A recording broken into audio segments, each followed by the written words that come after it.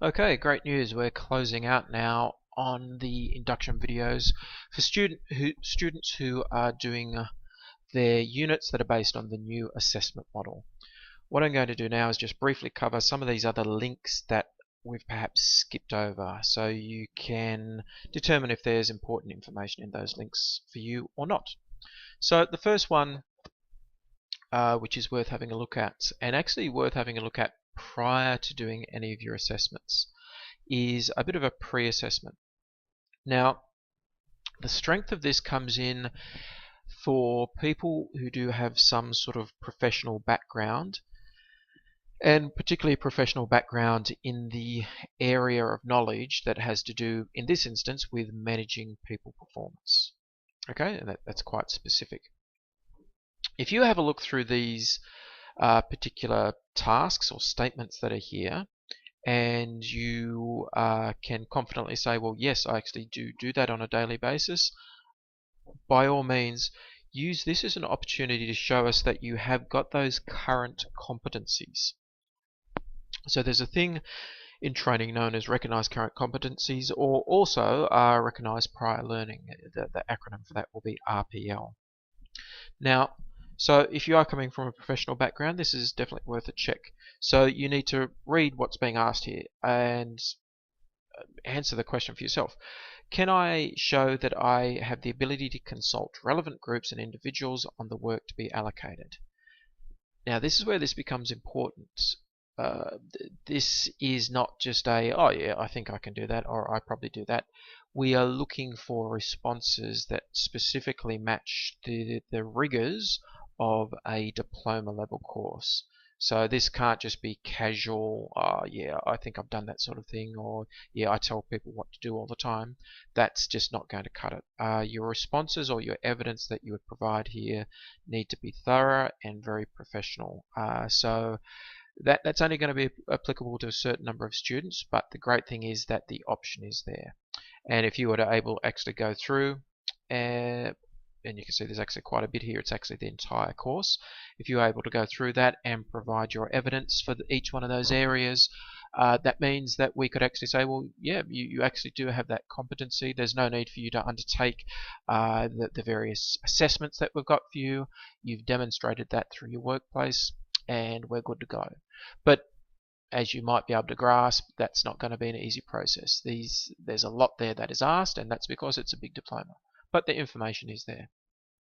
Now, just having a quick glance at some of the other information that we've got. If I have a bit of a click on unit information, there's just, well, all the background in the world that you'd actually want from that. So that's actually, again, generally more useful to a trainer than a learner, because there's a lot of things here that it just might not make sense.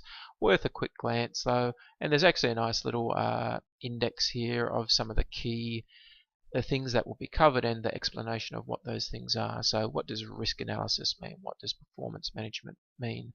And that might then help you with, when you're undertaking some of the questions, understanding what some of those things were a bit better. But yeah, not particularly fantastic information there for the average student. Validation and mapping.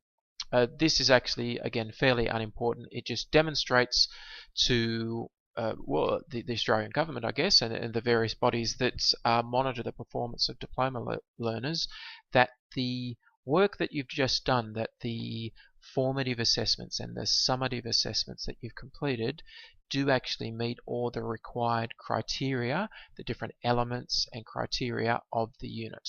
And it just shows that up front that yes, you have met every little bit of criteria that's required.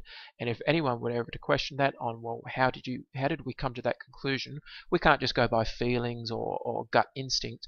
We need your assessment answers, and that's why we do this whole thing. So this little table here actually shows us how you achieve, or how you've demonstrated that competency through your various answers to assessment questions. And you can see here that observation report is also listed there for many of the different aspects of what we're after, and sometimes not. And so that's just, again, a bit of background information, not much you need to do there. You'll notice that there's, yeah, that's pretty much just background information. Now if I have a look at the evidence summary sheet, this again is something that you don't really have to be too concerned about. We would tend to use this a bit more in a classroom environment where we print things off and tick them away. So good news from your student's perspective is you just need to concentrate on your structured learning that you'll do through each one of the parts, and also using your textbook to complement that structured learning. And then as you complete a part, go to your formative assessments and find the questions and complete the questions or assessments that deal with up to part 1. Once you get to some questions that you just don't know the answer to, that means that you've probably onto questions that deal with part 2. So then go do your reading for part 2, return to the formative assessments till you can go no more, go to part 3, back to formative assessments, and so on. And that's what we've spoken about in earlier videos. So you're ready to go, and I wish you the best of luck.